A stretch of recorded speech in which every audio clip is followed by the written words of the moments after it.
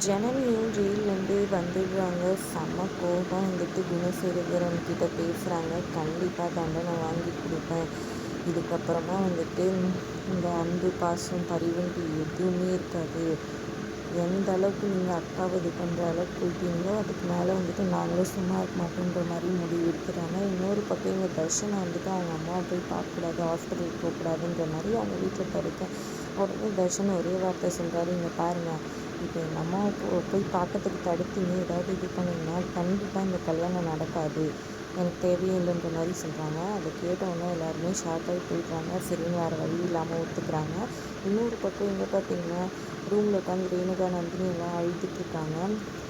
ஜனனியும் இருக்காங்க. அப்போ சக்தி கிட்ட சொல்கிறாங்க, ரேணுகா எங்கள் பார்ப்பா தம்பி தயவு செஞ்சு இந்த விஷயத்துலையாவது எங்களுக்காக வந்துட்டு நீ சப்போர்ட் பண்ணிடுன்னு சொல்கிறாங்க. அதுக்கு சக்தி சொல்கிறாரு, அண்ணி கண்டிப்பாக இந்த விஷயத்தில் நான் உங்கள் பக்கம் தான் அண்ணி, இதில் எந்த இதுவுமே இல்லை அப்படின்னு சொல்கிறாங்க. இன்னொரு பக்கம் தர்ஷன் ஹாஸ்பிட்டலில் இருக்காரு. வீட்டில் இருக்க ஜனனி வந்துட்டு இங்கே பாரு தர்ஷா, இந்த விஷயத்தில் வந்துட்டு இவங்க எல்லா விஷயத்தையும் தாண்டி நம்ம யோசிக்கணும். ஏதோ ஒன்று பெருசாக பண்ணியிருக்காங்க, அவங்கள வந்துட்டு நம்ம கண்டிப்பாக வெளியே எக்ஸ்போஸ் பண்ணுன்ற மாதிரி சொல்கிறாங்க.